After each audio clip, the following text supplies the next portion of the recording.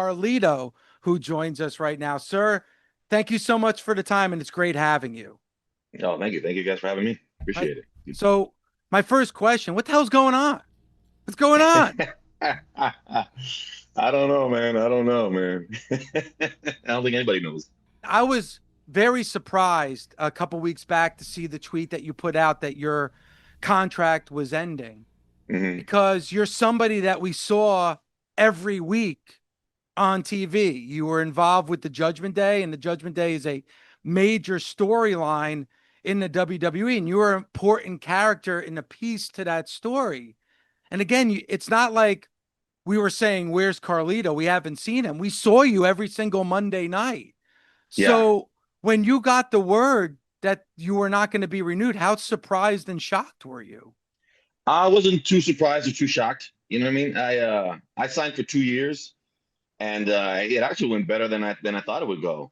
The only thing is, the only thing is, I'm a professional. You know what I mean? They could have told me, and I would have, okay, then at least let me finish out the story for the Judgment Day, so they can keep on going. You know what I mean? Mm-hmm. I don't know why I do something where I think it's a disrespect to the fans that you know what I mean that they just drop storylines. Um, but honestly, I felt worse for truth. I mean, if it wasn't a work, I felt worse for truth. There's certain guys that I think they should have a proper send off. You know what I mean? Sure, I mean everybody's time comes, right? You can't keep everybody forever, but at least some they deserve a proper send off.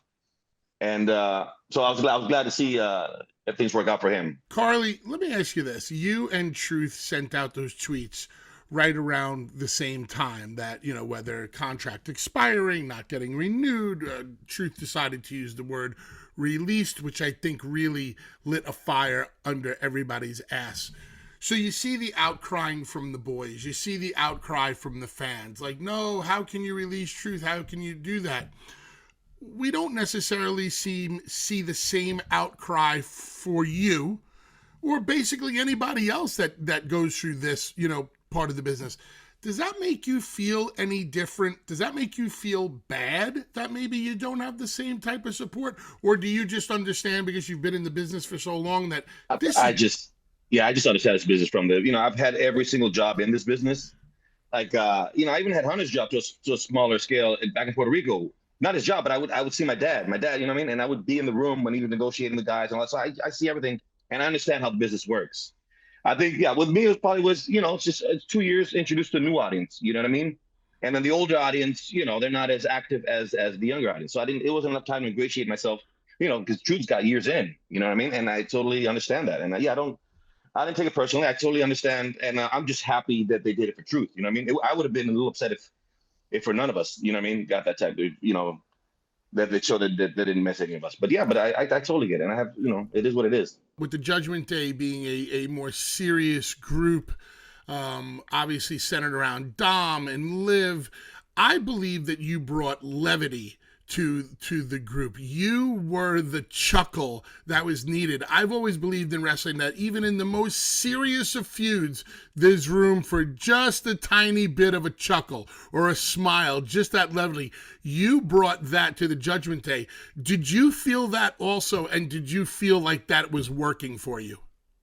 I orchestrated that. That was, you know what I mean? I did that. It's funny, like people some people complain, oh, they got him as an idiot or as whatever. Those are all my ideas because I was like, I took literally for you have nothing for you, and I made something with it. You know what I mean? I went in there. I said, I'm not gonna complain. I'm not gonna whatever. I knew. I'm one of the older guys. I'm not gonna get prioritized. I'm not gonna get pushed. And Hunter's not a fan of Carlito. I think personally he likes me, but I think he never was a big fan of the character. So what I did was like, okay, let's see. I'm in the Judgment Day. It's the hottest group here. How can I stay in this group? And then I thought, boom, this is what it's missing. And then it's kind of like, so all those little lines and things, I would find a way. They would come to me, they would say, the writers, and the writers were great. They gave me a bunch of freedom. They would come to me, so we have this backstage. We don't really have anything for you here, but we're hoping you kind of like Carlito-fy, is what they would say. So I kind of just take the script and okay, well, I can do something here, I can do something. And I find where I could kind of do something. And that's kind of how it took off from there. And then every week it was great. They would just hand me a thing. They said, do what you do. And I was like, all right, let me see. Okay, I'll do, and they gave me total freedom to do whatever I kind of wanted. You know, Carlito, it was a long journey for you to come back to the WWE, and we've had you on the show, and I'm glad that you had that opportunity. And if this was the closure, I think it was a really good spot for you because the Judgment Day was so hot.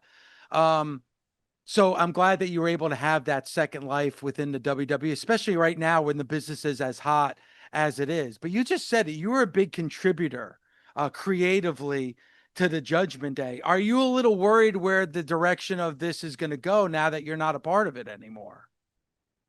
No, I think those all those kids are great talents, and they know what they're doing. You know what I mean? They helped me a lot too. You know what I mean?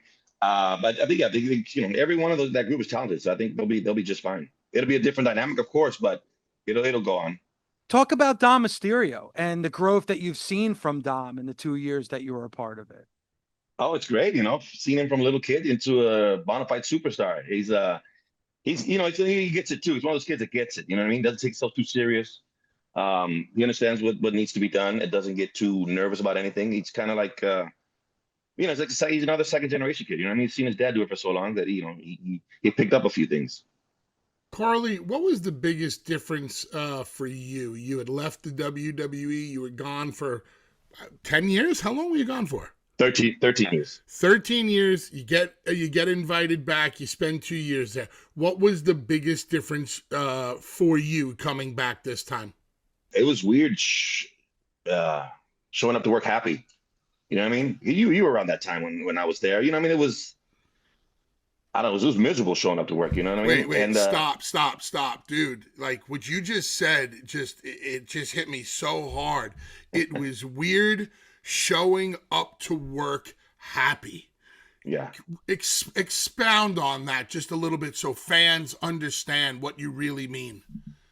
it was just you know just all the tension and just all the old school bullshit and you know it's different. And then there's different like you know I mean to knock on Vince, but you know he'd have his certain things you have to do this way, and then the next day change whatever. You know certain rules, just stupidity. They like people walking around on eggshells, you know, because it was the only game in town, and they like the boys knowing that. You know what I mean? I think now that you know with AEW being around too, it's helped. You know they can't you know they can't bully because there's places for people to go. That's added to it. But I think Honda's done a good job too of just cleaning all that crap out. And you know what I mean? And it's just plus it's a new generation. You just can't get away with certain things you could before. You know what I mean? And I just like that a bunch of that BS is gone now. And people just go there, show up, and do their work. You know? So you actually enjoyed your time the last 2 years going to work every Monday. Oh yeah, I mean, what can I complain about? I had a blast those last 2 years, especially the last year. You mentioned before that you knew that Triple H wasn't a big fan of your character. So were you surprised when you got that 2 year contract offer? Well, I talked before I signed. I said, man, do me and Hunter have heat, or you know, I mean, is everything cool, whatever?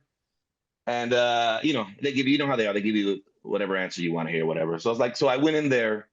That's what I said. Let me give me 2 years. In 2 years, you know, it's not enough to bury me. You know what I mean? Or you know, what I mean, it'll help me. Whether it goes well or not, it will. You know, it'll give me 2 years. I can come out of it. You know, doing pretty good, and it went better than I thought it would actually. Because you know how it is. The boys know that first year when everyone comes back or when you debut, you know, they're gonna shine you a little bit, whatever. And then after that, kind of just gets shuffled to the foot. They don't prioritize you. You know, you get lost in the shuffle, and then maybe you're at home for a couple of weeks or whatever. So I figured towards the end, maybe the second year, maybe I'll get a you know half a year run, and then maybe I'll be off TV, whatever. And the fact that they kept me on 2 weeks with my contract expiring, I totally outdid what I thought I was going to do. I knew because you know I knew because of my age, and I was okay with it. I knew because of my age they weren't going to prioritize me. You know, and I mean, after Elevation I got in Puerto Rico, you guys send Puerto Rican WWE wrestlers to the Puerto Rican Day Parade. Would you not send me? You know what I mean? I never got called to go to the Puerto Rican Day Parade. I was like, oh, okay, so I see where and I was fine with it. You know, and I said, like I said, I'm not going to complain. I'm just going to do whatever they give me and do the best that I can with it.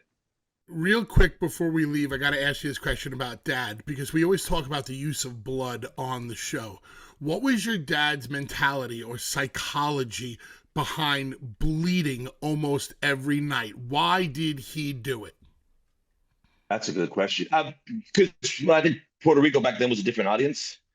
And I think just seeing the blood, that just would fire up the people more. You know what I mean? And, you know, and with the guys like Abdullah the Butcher or Bruiser Brody, they were psychotic. They weren't just men, you know what I mean? They were monsters, you know what I mean? So it was kind of necessary for that. And then some guys just, I think, tried thinking they would get over too with, because sometimes they weren't even authorized, but they'd go ahead and do it and think, oh, this will get me over, you know what I mean? Who can bleed Gotcha. more? So that kind of contaminated the thing. But mainly it was just it drew more money back then. Well, it was good for George Napolitano because he put Puerto Rico on the cover of every main event magazine in the 80s, so it was perfect. Yeah. Carlito, now that this stage of your career is over, and like you said, you had an enjoyable 2 years with the WWE. I'm sure it put you in the spotlight enough that you probably have a full calendar moving forward. Am I right?